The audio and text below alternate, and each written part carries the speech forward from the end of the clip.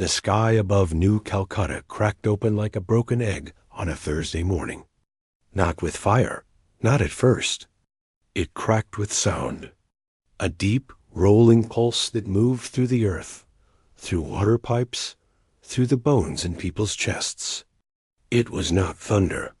It was not any natural thing. It was a signal, and the creatures sending it were already listening for what came back. Nobody had seen them coming. 3 months before the arrival, satellite arrays around the world began picking up strange interference. Scientists called it deep space acoustic bleed. They thought it was a star. They thought it was radiation bouncing off Jupiter's moons. They thought many things, and none of them were right. The interference was not coming from space. It had already entered the atmosphere. It had already found the oceans. It had already been mapping every continent, every city, every highway, every building. By the time the first ships descended over 5 major population centers simultaneously, the creatures knew exactly where 7 billion humans were standing. The ships were massive and mostly silent except for that low pulse.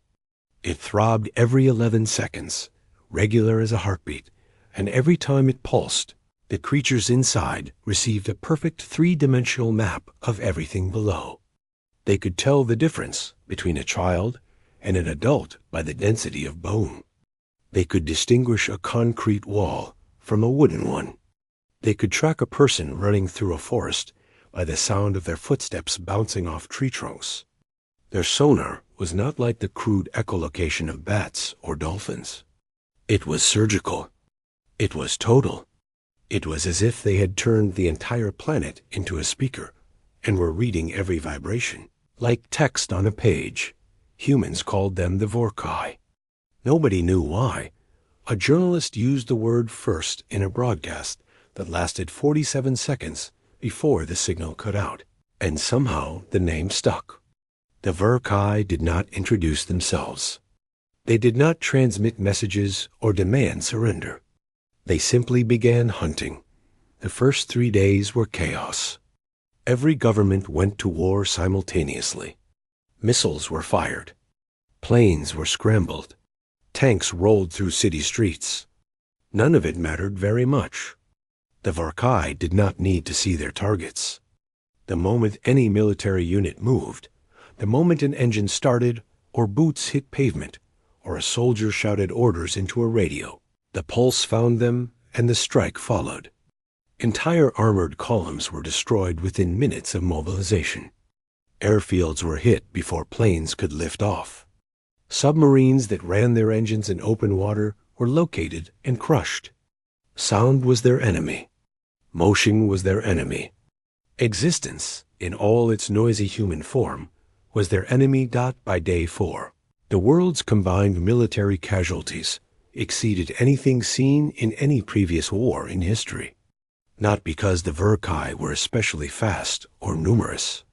Their ships numbered only 47 across the entire planet. But they were patient, and they were precise. Each pulse found each target, and each strike was impossibly accurate. It was a retired sonar engineer in the Chilean Navy named Commander Beatriz Salcedo who first said, out loud, what a handful of surviving military analysts had already begun to suspect.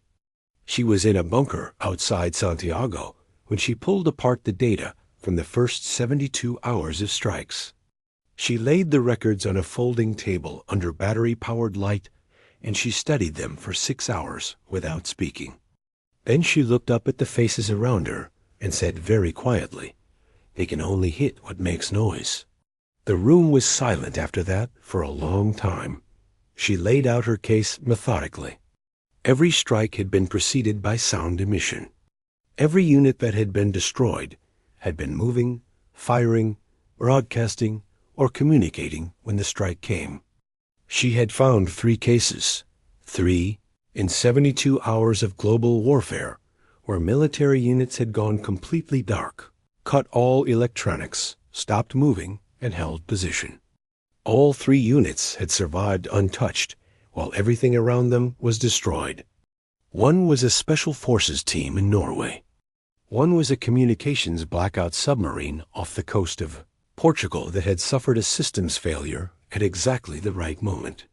One was a militia unit in central Kenya that had run out of fuel and sat in silence in the bush for 18 hours. 3 cases. 3 survivals. 3 data points that changed everything. Salcedo's report was encrypted and passed by hand, physically, by human courier on foot, to whatever remained of the Joint Military Command. She did not use a radio. She did not use a satellite phone. She wrote it by hand on paper and gave it to a 22-year-old corporal who ran it across 4 kilometers of open city while the sky pulsed overhead, and she told him to stop moving every time the pulse came. He made it. The report made it. What followed was not a counterattack. Not yet. What followed was the hardest thing any military force in history had ever been asked to do. Stand still. Be quiet. Stop fighting. For soldiers trained to respond, to move, to shoot, to communicate, silence was not a strategy. It felt like surrender. When a Vorkai strike unit descended over a residential block 2 kilometers from the Santiago bunker and began its systematic sweep, every instinct screamed at the men and women underground to do something. To fire. To run. To call for help. Salcedo sat at the head of the room with her hands flat on the table, and she looked at each of them, and she said nothing. She just looked. And somehow, because she was calm, they stayed calm. They sat in the dark. They did not speak. They turned off every device. They controlled their breathing. Above them, the sweep passed and found nothing and moved on. The next morning, more reports filtered in through the new courier network, a web of runners and cyclists and hand signals, spreading through the ruins of cities. Similar observations were surfacing independently in other parts of the world. A physicist in Seoul, a marine biologist in Cape Town who understood acoustic masking from studying whale behavior, a 15-year-old girl in rural Poland who had simply noticed that the birds went quiet before every strike and had started warning her. Village by mimicking them. Humanity was beginning to learn. Not through satellites or command centers or global broadcasts. Through whispers. Through paper. Through silence. The Vorkai pulsed again at exactly 11 seconds, as they always did. They were listening to the planet, reading its sounds, mapping its noise. They were thorough and they were confident. They had done this before, on other worlds. They had followed this method to total success more times than any human database could have recorded. Sound-emitting species always panicked. They always made noise. They always destroyed themselves by trying to fight loudly in a war that could only be won quietly, but below them. In broken cities and dark bunkers and forest clearings and flooded basements, something was changing. Humans were not going quiet out of fear. They were going quiet with intent. There is a profound difference between those two things, and the Vorkai, for all their extraordinary technology, did not know how to measure it. Their sonar could read bone density and wall composition. It could track footsteps and engine vibrations. It could map an entire city in 11 seconds dot. It could not read the look in Beatrice Salcedo's eyes as she sat in the dark and began, with absolute patience, to plan. The pulse came again. 11 seconds. Right on time. Nothing answered it. For the first time since their ships had descended, the Vorkai received back a map with almost nothing on it. And somewhere in their perfect, calculating minds, something that might have been confusion began to form. Not alarm. Not yet. Just the faint, unfamiliar sensation of a map that was too quiet. Too still. A world that should have been screaming and was, instead, holding its breath. Below. In the dark, humanity exhaled slowly and waited. The courier network grew faster than anyone expected. Within 2 weeks of Salcedo's initial report, reaching the remnants of joint command. A fragile but functioning web of human communication had spread across 4 continents, none of it electronic, none of it broadcast, none of it detectable by sonar. People moved at night on foot and bicycle. They used chalk marks on walls, knotted rope codes, color-arranged stones left at crossroads. In forests, teens used modified sign language adapted from lumber and mining communities. Children turned out to be exceptional at it. They were small, quiet by nature when frightened, and learned the new systems faster than any adult. In dozens of surviving settlements, children became the primary messengers. The information moving through this network was not orders or battle plans. Not yet. It was knowledge, observations, patterns. People all over the world were watching the Vorkai, and what they were learning was strange and precise and deeply useful. The pulse happened every 11 seconds. This was absolute. It never varied by even a fraction. Not when the weather changed, not during the strange geomagnetic disturbances the ships occasionally caused, not at any time of day or night. The regularity itself told Salcedo something important. The Vorkai did not control the pulse manually. It was automated, constant, which meant it was also predictable. And in the gap between pulses, those 11 seconds of relative acoustic rest, human movement left almost no trace in the return signal.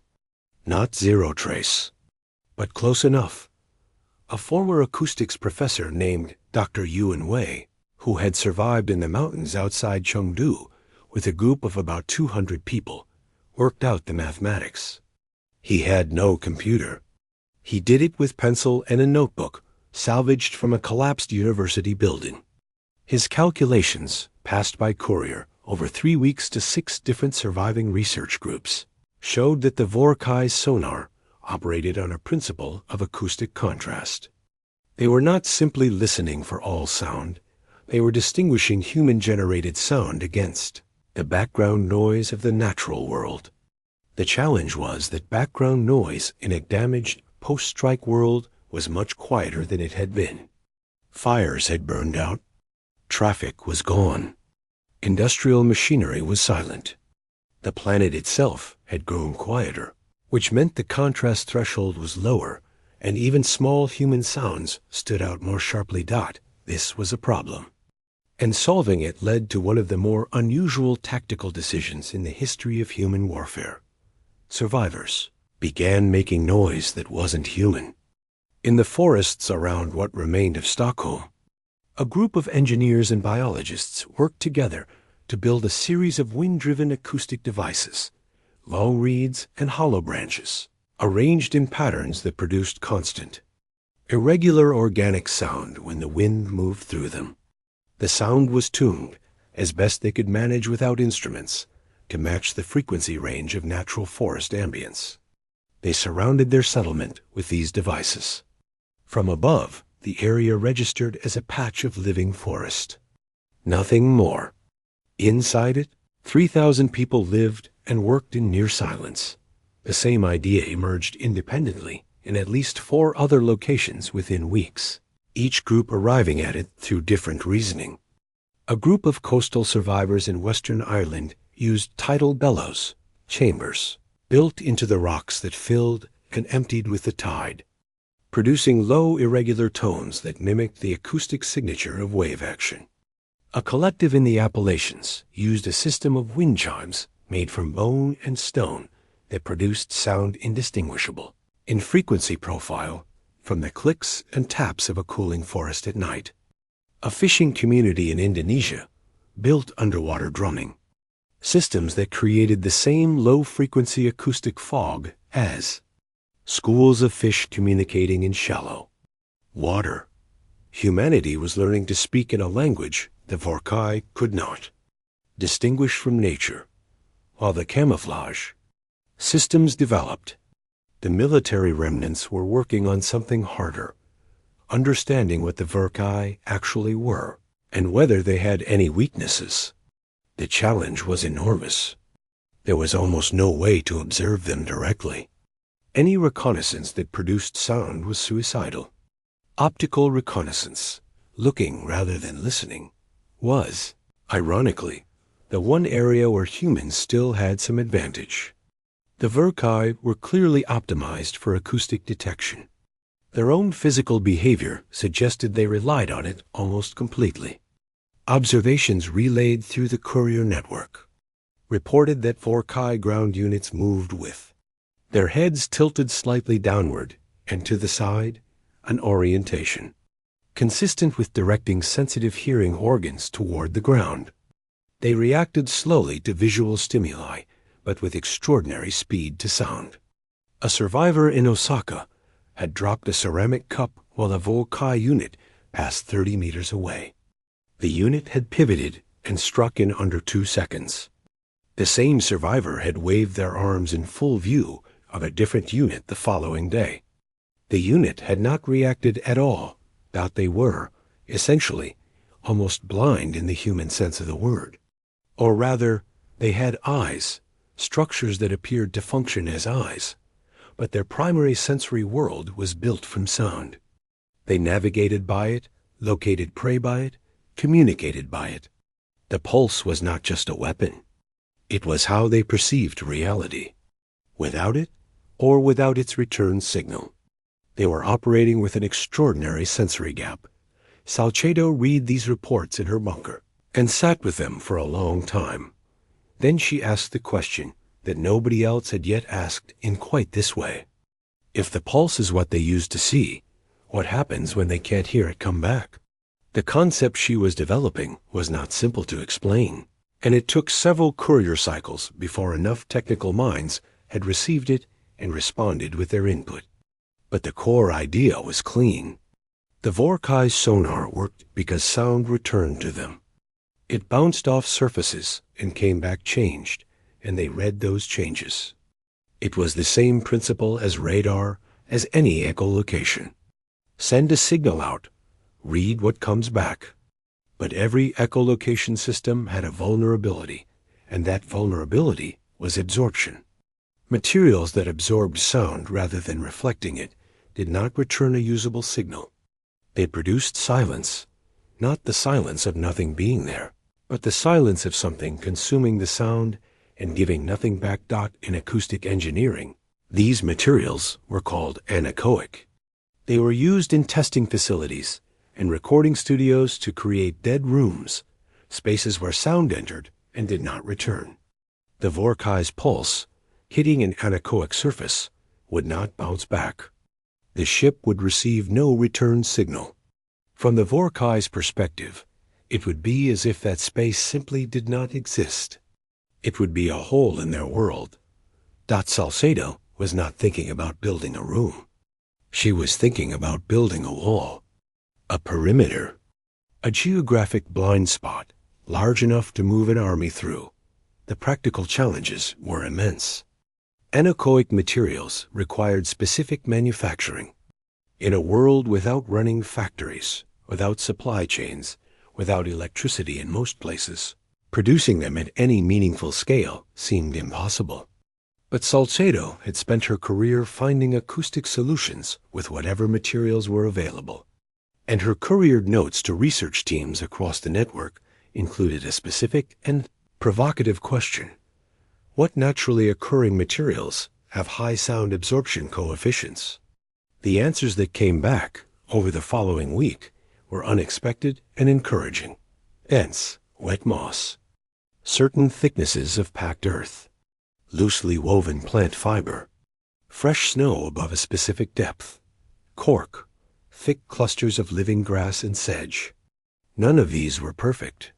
None of them absorbed sound at the frequency of the Verkai pulse, as completely as engineered anechoic foam would, but combined, layered, pressed into specific configurations that the acoustics professor in Chengdu worked out through more handwritten mathematics. They produced a composite barrier that absorbed enough of the pulse to create significant signal confusion. Not a perfect blind spot, but enough of one. Enough to move through. Enough to get close. This was the moment the war changed shape. not in a single dramatic event, but in 1,000 small decisions made by people in dark places, passing information to each other in silence, building something out of moss and mathematics and the stubborn refusal to accept that loud things always won. The Verkai pulsed again.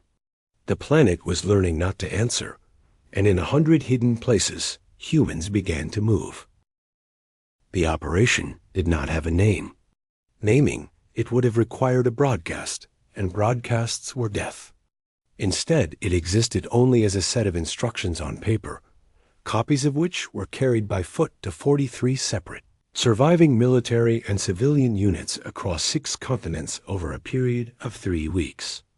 The instructions were written in plain language because coded transmissions left acoustic traces when decrypted by electronic devices, and plain language carried by human hands left no trace at all. They were written by Salcedo herself, in handwriting that her couriers reported was small and perfectly even, as if the act of writing clearly was itself a form of discipline. The instructions described, in careful detail, how to construct mobile acoustic barriers from locally available natural materials. Wet moss packed between layers of woven grass, held in wooden frames that could be carried by 2 people. Cork harvested from certain forest species and shredded into thick mats. Panels of compressed earth mixed with plant fiber, dried slowly without heat so they would not crack. Each unit was given specific configurations based on what materials were available in their region. The acoustics professor in Chengdu had provided absorption coefficients and layering ratios. A materials engineer in what remained of Cape Town had tested the principles on a small scale with salvaged instruments and confirmed the mathematics. Worked out the barriers would not make humans invisible to the Verkai. Salcedo was very clear about that in her instructions. She used the word confusion repeatedly. The barriers would confuse the return signal. They would create acoustic shadows, areas where the pulse's echo was weakened, diffused, fragmented. A Verkai ship receiving a fragmented return from an area covered by these barriers would not see empty space. It would see noise, acoustic clutter, and the tactical calculation Salcedo was betting everything on was this. The Verkai had never encountered a species that deliberately manipulated their sonar environment. They had come expecting panicked noise. They had found unexpected silence, and they had adapted to that, widening their sensitivity thresholds. But acoustic clutter, a signal that appeared to be returning normally, but was scrambled and unreliable, was a different problem entirely. It was not absence. It was deception. Deception was something the Verkai appeared to have no framework for. Every behavior observation in the courier reports pointed in the same direction. They reacted to sound. They did not anticipate it, did not model it, did not predict it. They were extraordinarily advanced in reading acoustic information, but showed no evidence of wondering whether that information might be wrong. It was the way a very sophisticated machine could still be fooled by corrupted input. The input was all they trusted. 40-3 units began constructing their barriers, simultaneously, or as simultaneously as possible when coordination happened by foot. The construction itself had to be done in acoustic camouflage zones or during wind events that masked the sound of cutting and weaving and hammering. It took time. It took patience that many of the soldiers found almost physically painful. These were people trained for action, and every day they spent weaving grass panels was a day the Verkai continued their methodical clearing, operations across what remained of human cities. Clearing operations were what the Verkai did between active hunts. They descended over rubble fields and ruined blocks and pulsed them systematically, listening for the sounds of survivors hidden in basements and collapsed structures. Any return signal suggesting human presence was followed by a strike. They were thorough. They were moving through the remnants of civilization the way water moved through broken ground, not quickly, but without stopping without missing anything they could hear. The fact that a growing number of survivor settlements had gone acoustically dark frustrated this process, but did not stop it. The Vorkai simply expanded their operational zones and increased pulse intensity in areas that had gone quiet. They were not alarmed. Not yet. They were simply thorough. 3 of the 43 operation units were discovered and destroyed during the construction phase. 1 unit in northern France was found when a section of their barrier frame cracked loudly in cold night air. 1 unit in Brazil panicked during a low-altitude Vorkai sweep, and someone fired a weapon. 1 unit in Central Asia is simply unaccounted for. Their couriers stopped arriving, and nobody ever learned exactly what happened. The remaining 40 units completed their barriers and moved to their designated positions. The positions had been chosen by Salcedo and her team with one specific goal: the emitter arrays. Every Vorkai ship had a visible external structure that the surviving engineers and physicists had identified from optical observation as the source of the pulse. It was located on the lower surface of each vessel, a cluster of structures that vibrated at the pulse frequency, large enough to be seen clearly from the ground. These were not weapons arrays.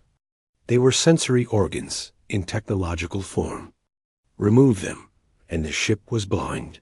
The ship could not strike what it could not find, and it could not find what it could not hear.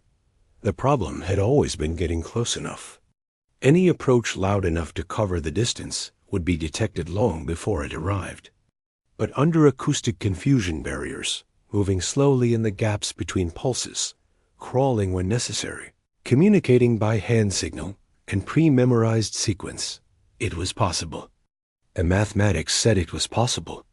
Salcedo's 10 weeks of building a science of human silence said it was possible. What happened next spread through the courier network over the following 2 weeks in fragments, pieced together from dozens of reports, none of which had the full picture.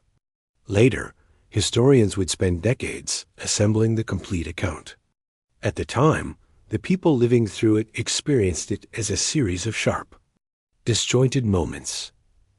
A unit outside what had been Glasgow moved under barriers through a kilometer of ruined city, reached the edge of the Vorkai ship's operational circle, and deployed a device they had spent 3 weeks building from salvaged parts, a focused sound projector aimed at the emitter array. Not a weapon in the traditional sense. A sound cannon. It broadcast a signal at the exact frequency of the Vorkai pulse, amplified to a level the emitter array could not distinguish from its own output, flooding the array's return reading systems with an echo of itself.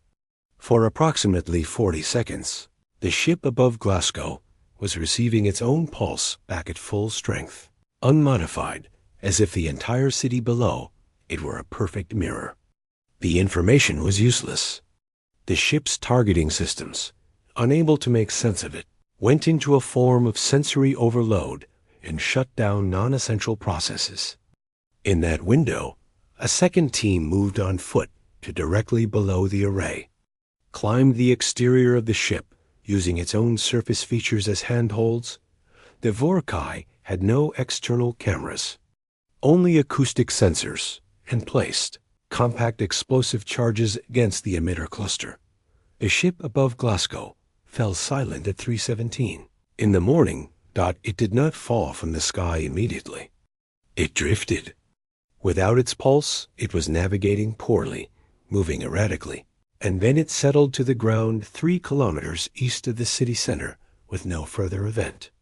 When dawn came and observer teams moved close enough to see it clearly, they reported that it showed no signs of activity. No Vorkai emerged. No signals were broadcast. It was, as one observer's report put it in careful handwriting, simply sitting there, quiet as everything else. Within 6 days, 3 more ships had been silenced by similar operations in Chile, South Korea, and eastern Canada. Each operation used slightly different versions of the acoustic confusion approach, adapted to local conditions and available materials. The South Korean operation used underwater sound projectors in a harbor, flooding a ship's pulse with tidal acoustic interference.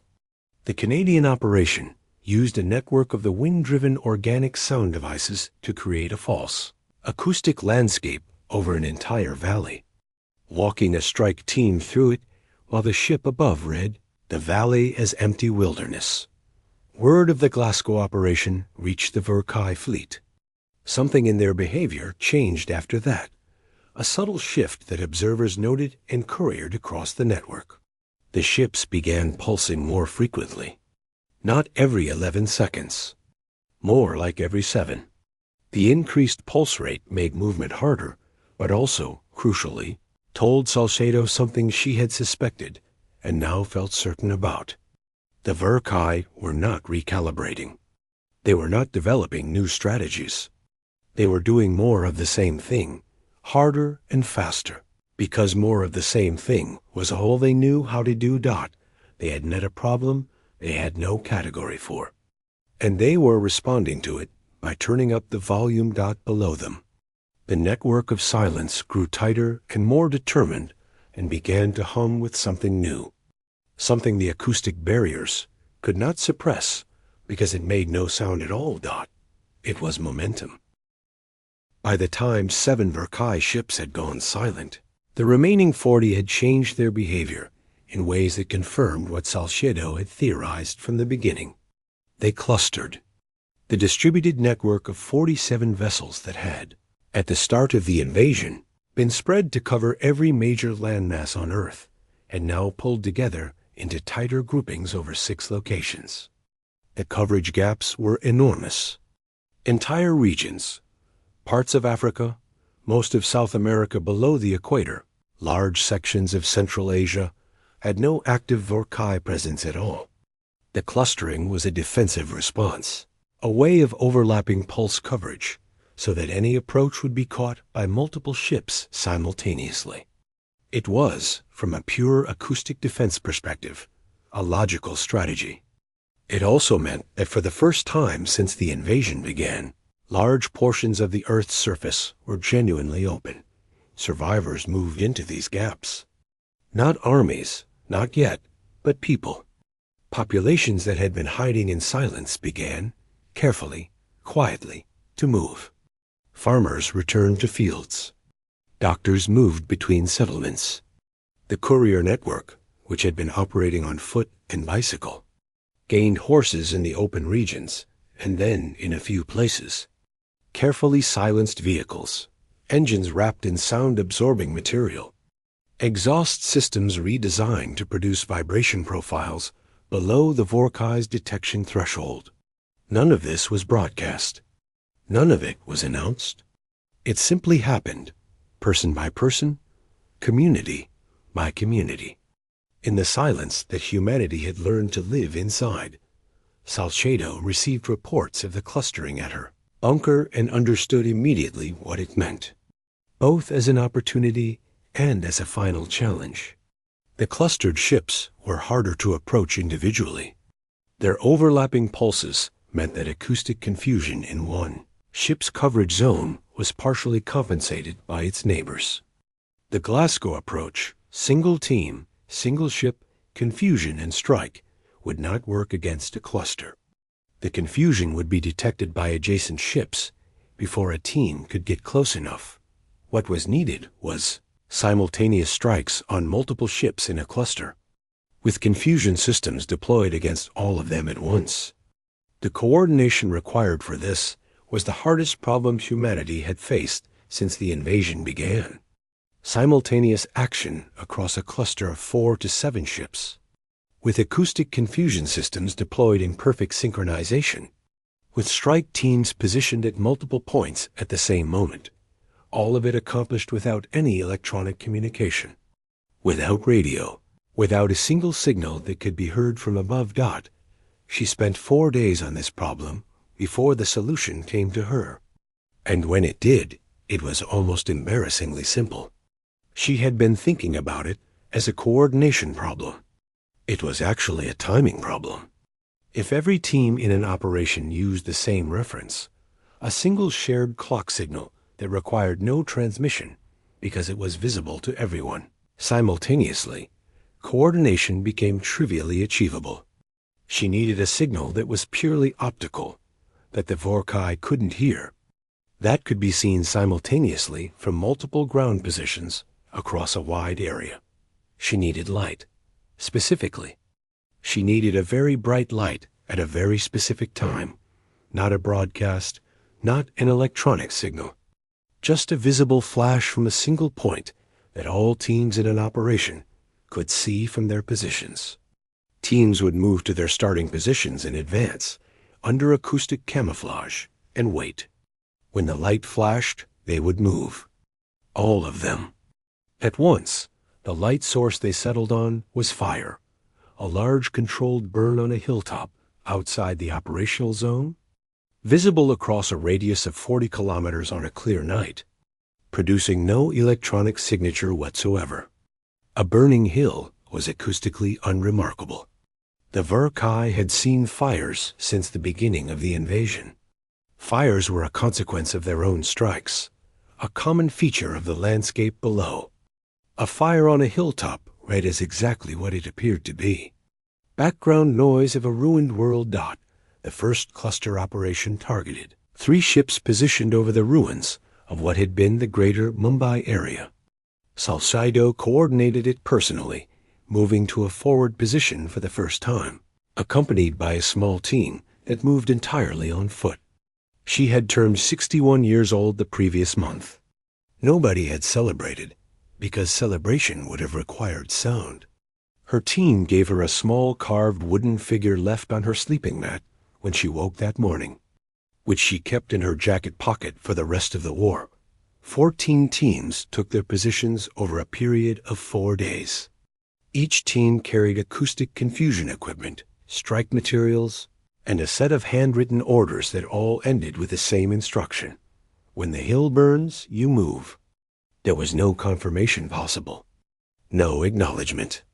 Each team leader read their orders and then burned the paper, because even paper left on the ground could become evidence if the Vorkai developed any optical observation capacity. The teams moved into position in silence, and then they waited, hidden under their barriers, surrounded by the sound of wind and grass and the very careful breathing of people who had learned that their survival depended on stillness. The hill burned at 2 in the morning. Every team saw it. Every team moved. What happened over Mumbai in the next 40 minutes was unlike anything in the preceding months of war, not because it was louder or more dramatic, but because it was so extraordinarily coordinated. From above, if the Vorkai ships had been capable of optical observation, they would have seen nothing. No movement registered against the acoustic noise floors that teams had spent days establishing. The confusion systems deployed from 4 directions simultaneously, flooding all 3 ships' return channels with corrupted echo data at once. For a moment, the critical moment, all 3 ships were blind together, each receiving a different version of acoustic nonsense, none of it consistent, none of it interpretable. All 3 ships lost their emitter arrays within a 9-minute window. None of the strike teams were lost. Word reached the courier network in pieces over the following week. It moved faster now. The horses, the silenced vehicles, the expanded open regions, allowing couriers to cover ground in hours that had previously taken days. The effect on surviving communities was difficult to describe in acoustic terms because it produced no sound at all. People read the written reports in silence. They passed them on without speaking. They cried quietly. They held each other. The emotion of it was enormous and completely inaudible, and somehow that made it feel more profound rather than less, as if humanity's most important moment in a century was happening, in a register that the universe could not hear. 10 more cluster operations followed over the next 6 weeks. Not all of them were clean. 3 operations were partially detected when acoustic confusion systems were deployed slightly out of synchronization. giving adjacent ships enough warning to adjust. 7 strike team members were lost in an operation over what had been Johannesburg when a confusion system failed and their approach registered on a ship's return signal. These losses moved through the network quietly, in written notes, mourned in silence by people who had become very good at carrying grief without making a sound. But the math was inexorable. The Vorkai had arrived with 47 ships. 31 were now silent. The 16 remaining clustered more tightly still, pulling over a single location, the deep ocean south of the Maldives, hovering over open water where ground approaches were impossible. It was a retreat, not a dignified one. The species that had descended on Earth, reading every vibration, hunting 7 billion people by the sound of their existence, had been driven to huddle over water by a species that had learned to stop making noise. Salcedo stood on a coastal cliff in Sri Lanka with a small group and looked at the distant cluster of ships through binoculars. They pulsed. Still every 11 seconds, she noted. It had shifted to 7 for a while, then 8, then settled back. She did not know why.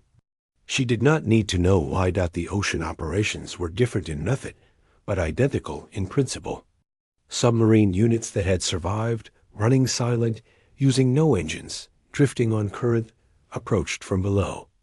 Underwater acoustic confusion systems mimicked the sound profiles of deep ocean geological activity, filling the water column with structured noise that the Vorkai ships read as tectonic movement. The ships were not designed for underwater threats. They had no pulse.